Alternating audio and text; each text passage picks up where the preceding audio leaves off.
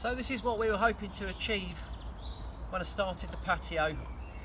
This area down here, I just chucked down some blocks to see what it would be like, what the sun would be like, whether we'd use the area. And we were, so completely redeveloped it and laid everything down properly. So this video is basically from start to finish, showing you removing the bushes and the trees that we had up on the back there. Managed to create a much larger area so we can bring at least 3 or 4 cars in and park them if we need to. Yeah, I'll show you the full story. These were the first bushes and the little bit of wall that I needed to remove. The slope on the right hand side was pretty much there, but we can soon rip these out. I love doing this. Just put it on the back of the car and just yank it out. This one was playing hard to get, give us a bit of trouble, look, but give it a bit of welly, it soon came out of the ground, no problem at all. There we go, roots and all. We'll grab hold of that and fling it in the trailer. Second one, what we got now? This is a Hebe, I think.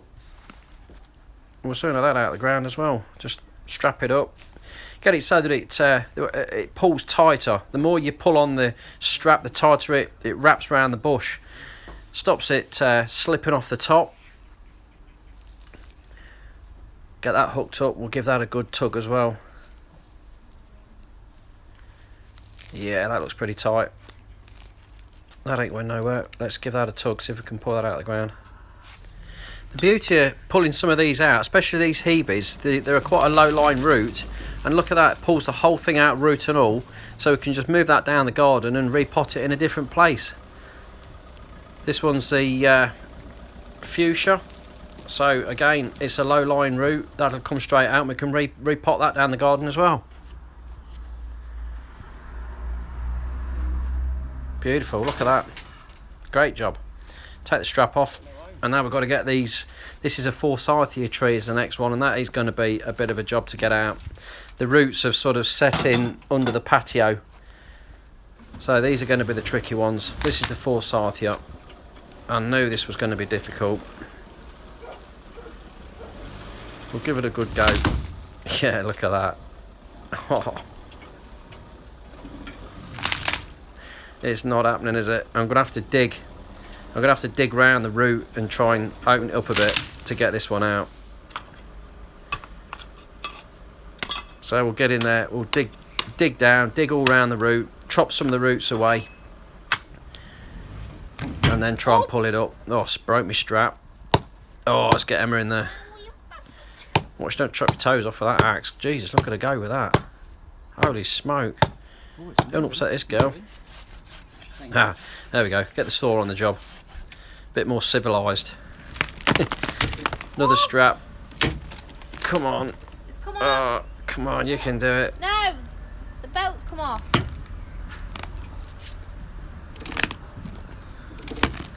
Oh, it's going. Go on. It's coming out. It's out. Yeah. Oh, there we go. Oh, the dog's happy. She's loving it.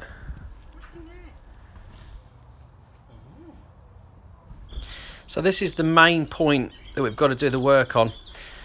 This wall here, I'm going to leave that underneath the patio and build up around it. So I'm going to lift all of these blocks. I'm going to lift all of these blocks down the slope, build all beyond the wall, build it up with hardcore bricks, and then relay the whole lot onto a decent bed of hardcore. So we're going to start by taking these blocks up that are down, because they're all good, they can all be cleaned up and reused. You get a screwdriver in either side of the block and slowly prise them up. It's the beauty of block paving.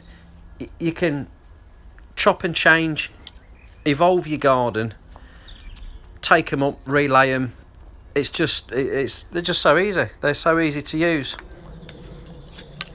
Bit of a tedious job though, I must say that. It took forever to get them up and clean each one. Take it up, give it a wipe, put it in a pile, ready for relaying. Well, that's day one. lifted up these blocks and built a bit of the base up with these old bricks. And if I can get it, so I've got about 6 inches to mill waste the whole lot and whack it all down.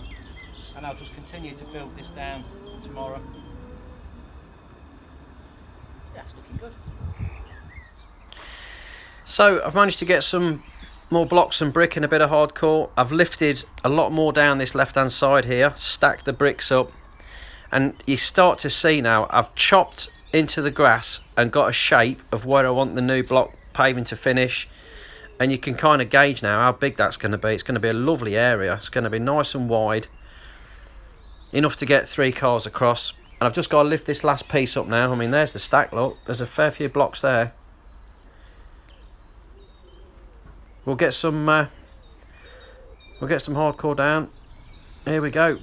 So hardcore's, well, there's a lot gone down there. There's an awful lot of hardcore gone down. I've got over 7 tons of mill waste that I've been trailering in and shoveling out, and we're just starting to put some sharp sand on top, rake that down. Yeah, slowly moving down the garden. So I'm going to start this top bit. I'm going to lay the blocks down the top. I'm not going to set the edges in yet. I'm going to keep the edges nice and free, and then I can get my shape and everything right and get the line right. So you can see there we've carried on going down. I've screeded it. I've been using the big block of wood, whacking the sand, and then screeding it with the big bit of 6x2 there, and just slowly working my way across, leveling it out and relaying the blocks down. And you can really see that now, how well that's looking. It's coming across really nice, got a lovely slope down. You can see you get a really nice level finish on that sand. Once it's been whacked down to almost right, just using the big 6x2 to just shimmy across it and smooth it out. You can now see I've got the blue bricks. I've just been laying them out around the edge just to see how many I've got. All of these blocks are all second hand. I managed to pick them up. I got some out of a skip that somebody was chucking away. I sort of said, you know, can I buy them off you? And he said, no, you can have them. So it's all second hand stuff, like I say, done it on the cheap, but it's great. And I'm just merging these colours together. So I've got the natural colour, I've got some reds, and then obviously the blues to go around the edge. So you can see here, this is how I'm getting the level right. It's just using this 6x2 and just shimmying it down. Once I've whacked this sand in with the whacker, it's nice and firm. You can just pull this 6x2 over the top and just level off all the high points, going from side to side, just pulling it down, and you get it absolutely level. You're getting everything level with that. And once you've got a decent bed, you can just go over it with the skimmer trowel and just make it nice and smooth, ready for laying the blocks. Just give it a final smooth over. Just moving all the high sand to the low points, shimmying it down, smoothing it out, and it does look lovely when you get it all flat. It just gives you a perspective of what it's going to look like. So keep barrowing these blocks in, keep bringing them in, and just slowly but surely, keeping that line right, working from the middle outwards, tapping each block in as I'm putting it down, just bringing them in, pulling them all together, one after another. It's quite a therapeutic process, laying the blocks. They just give you a bit of backache. It's easier laying them than what it is taking them up. It really does make a difference when you've cleaned them all up and you're just putting them down. It goes much better. Laying the blocks in is so much easier than taking them up. I'm just mixing the colours up to try and fade it in. And I think the pattern goes quite well, having the different colours. It does look quite nice. It doesn't look out of place. And this is all the second-hand blocks that I'd stored up down the garden. You can see how many I've got, and that's half the problem, is just working out how many blocks you've got to how much patio you need to make and how far to go with it. Obviously I didn't want to make it too big and run out, but I reckon I've got it just about right.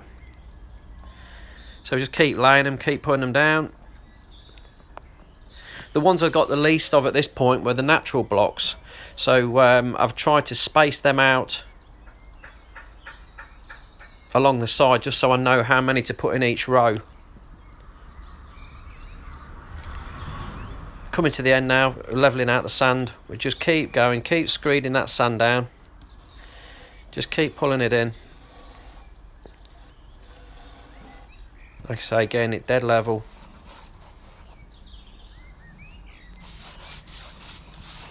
Just keep working it down. All in all, I think I had, to do this amount, it was 3 tons of sharp sand. So I put three tons of sharp sand, and it was 7 tons of mill waste underneath, and that wasn't counting the blocks and the bricks that I had just stored up to use as hardcore originally, just to fill the step. But there we go, there's the last piece of sand levelled out.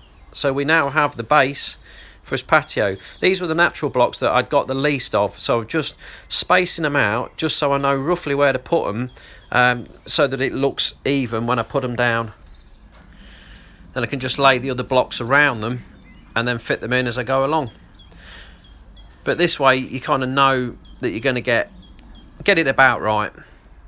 So here we go, we're laying these other blocks in now, and then every time I come across one of the natural blocks I can just incorporate it into the pattern. And that then will take us on to the edging. Let's get some edging blocks set in. So we've got the mixer set up, and let's get mixing some cement up. Get a bit of concrete for the edges. So we'll slice through the bag of cement. That's a great little tip, that one. Slice straight through the bag and lift it from the middle. Separates it into 2. Now let's get some, this is sharp sand I'm putting in here to make the concrete up for the edging. So we've got about 6 scoops of sharp sand gone in the mixer to half a bag of cement. And we can just lob that straight in. Dust everywhere. There we go. We'll get that in, let that mix up a bit, and then pop a bit of water in.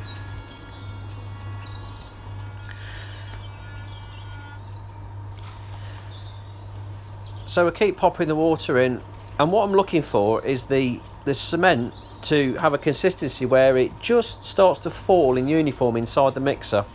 I'll show you, I'll get a close-up of it, because you don't want it too sloppy and you don't want it too firm. So you can just see it, it's just starting to hold together as it's tumbling.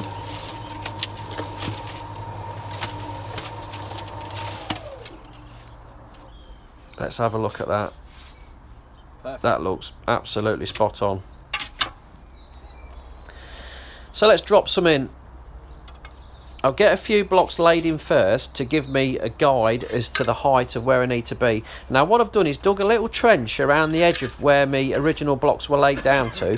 So I've just lifted up 3 rows of blocks from the sand, and then I can lay these in, make sure it's all level, lay them on the bed of cement, getting everything nice and straight and level, and then we can build the original box back down again. So we're checking level side to side, front to back. It's a faff at the start. Getting the original, or the first ones laid, is the hardest bit, and then obviously you can follow on from it. Now I used a string line, which I've been using throughout the whole process to get my straight lines, because obviously the garden's sloping down. You can't use a spirit level, but as long as everything looks level, looks right with a string line, you can't go wrong. I wanted to try and get this edge almost perfectly level all the way along, as best as I could. There was a very slight slope on the garden at this point, but I was just trying to get that in as best I could. And just keep laying these blocks in, and that's pretty much it. You drop a bit of cement in, lay a block on it, get the shape right. I'm going for a little curve here, so I'm going to bring it round a bit.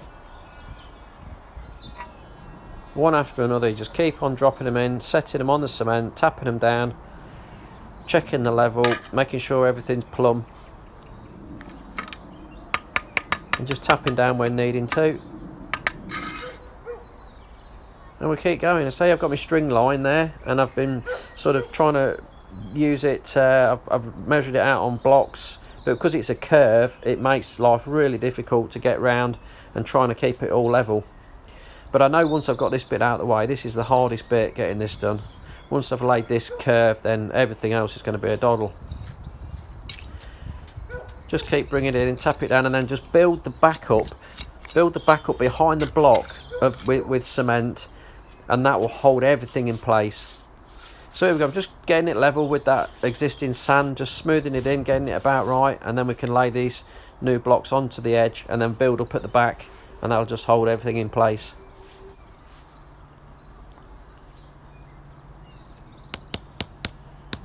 We're coming to the end of the process.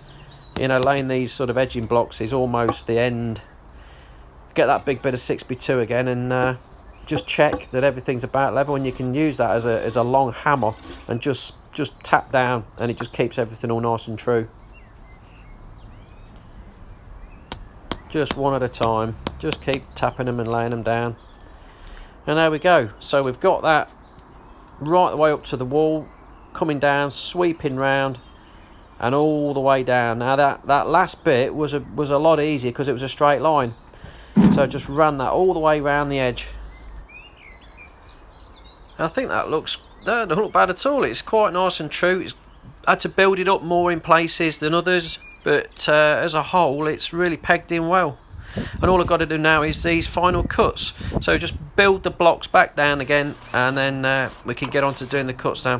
Here we go, just laying those final blocks in. Now the cement's obviously gone off. This is the following day, and we're just going to keep coming down now with these blocks we took out. Now everything's level anyway, the sand is all level, so these are just going to go straight back in again. Alright, let's scribe up this block to fit that one there. Okay, so we've got a bit off the end there.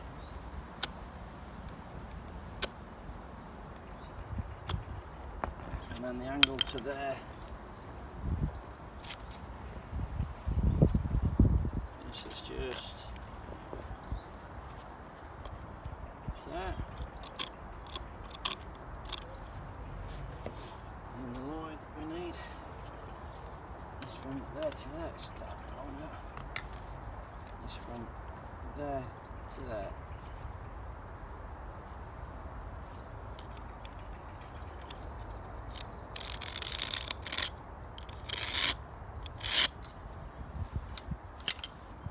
Put the gobblers in there. So to make these cuts, I'm using the Makita grinder with a diamond blade in there, and it goes through these pretty much like butter. Just peg them down with your feet and just chop through.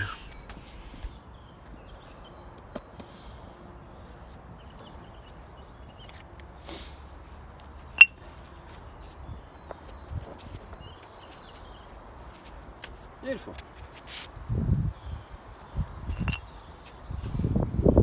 Somewhere else. So I always keep all my off cuts. You never know when you're going to need it. You'd be surprised what fits in other places. And once we've got all those cuts in, we can just whack the whole lot down again. So whack it over once, and then put down the kiln dried sand, and then go over the whole lot again. But obviously must be careful not to go onto those edging stones that I've cemented in.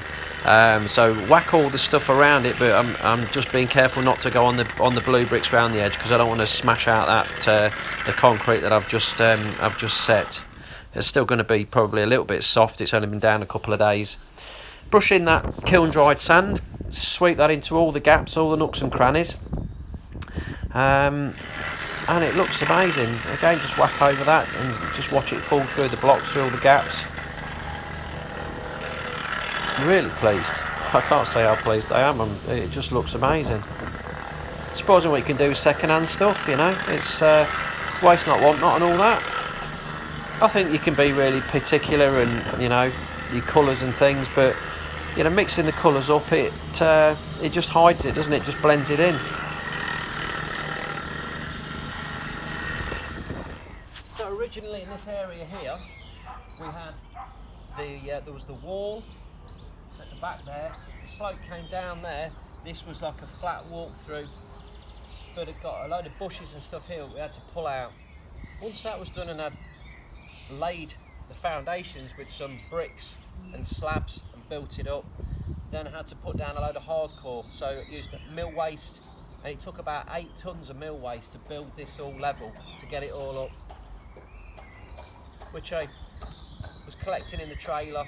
It was a much cheaper option, and then using the sharp sand, levelled it all out. So I also built a washing line post into the patio there, rather than being in the middle of the lawn, and it's nice and level, and it just creates a great area in the winter. You're not traipsing on the mud or the grass to hang stuff on the washing line. Getting this area here right was a real problem. Because I'd created this slope, it made it very difficult to get the line of these blocks right. So I was using the string as a guide, but obviously the string's a straight line, and because this is curved, I was having to keep move inwards. There's also a slight height difference from top to bottom, but I wanted to try and get it as level as possible, and I think I've achieved that. I think it looks really nice. All the blocks I've used have been second hand.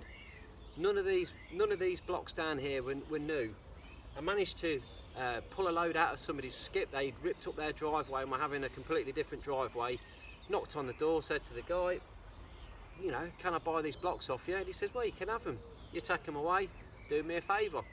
So I did. So I managed to get red, blue and a few of the natural colour, which I'd already bought a shed load of blocks years ago. I bought off of eBay. Marshalls have got a store on there, which they sell end-of-line products, and I managed to buy 200 square metres of blocks, and I think I paid less than £1,000 for them, which was a third of the price of anywhere else. I laid a majority of them about 7 years ago, but obviously your garden evolves over time. We needed a bit more of more area in the back for parking cars, so dropping the whole slope down and making a larger area has really given us a benefit. Now we've got when it flows through, it's much nicer. Get the cars in if you need to, and we've also got this lovely patio area down here now, and I think the merging of the colours, it doesn't look too bad. I've faded them. I've kind of faded, so I've started off by dropping in a few and then building more and more as I went down, so the colour's gone from the natural to the red and the natural and the blue just as it progresses through. It's easy on the eye, it doesn't look bad at all. Even when there's cars on the driveway, we've still got this lovely patio area to sit down, and it's lovely and shaded with the trees, and the olive tree there just takes the sun away from it when it's high up in the sky. It just gives you a real nice bit of shade and shelter. There's various ways of putting in these edging blocks. You can either dig your trench out, put edging curbs in sideways and cement them in,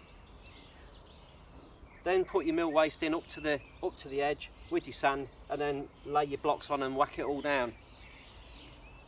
The only trouble with that is you're not getting a line.